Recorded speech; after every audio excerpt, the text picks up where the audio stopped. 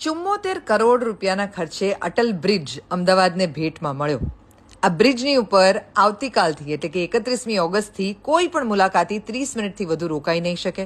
સવારના 9થી રાત્રિના 9 સુધીનો જ એનો સમય રહેશે. 30 રૂપિયાની ટિકિટ રહેશે. હવે આવું બધું કેમ થયું? જુઓ જુઓ જુઓ, બ્રેન્ડ ન્યૂ બ્રિજ આપણને મળ્યો.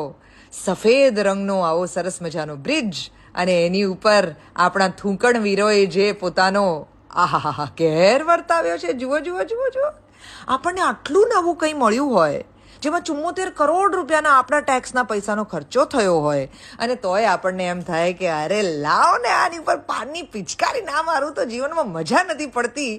એવા અમદાવાદીઓને કારણે થઈને જેમણે પિચકારી નથી મારી એ બધા દંડાવાના છે. પોતાના શહેરના પોતાના પુલના વિઝિટના પૈસા ભરવાના છે આ બધી ગંદકીને કારણે. Why do we deserve to pay the ticket? Because this is what we did to our own bridge. Bridge પર કોઈ પણ પ્રકારના ગુટકા, પાન મસાલા, કેફી દ્રવ્યો, ખોરાક કે પાલતુ પ્રાણી પોતાની સાથે લઈ જવાનું અલાઉડ નથી. બ્રિજ પર જે ડસ્ટબિન છે એમાં જ કોઈ પણ કચરો નાખવાનો. કોઈ પણ પ્રકારના રમતગમતના સાધનો બ્રિજ પર લઈ જવાના નહીં. 5-25 થૂકણીયાઓને કારણે જુઓ આખું અમદાવાદ કેવું ભોગવવાનું છે.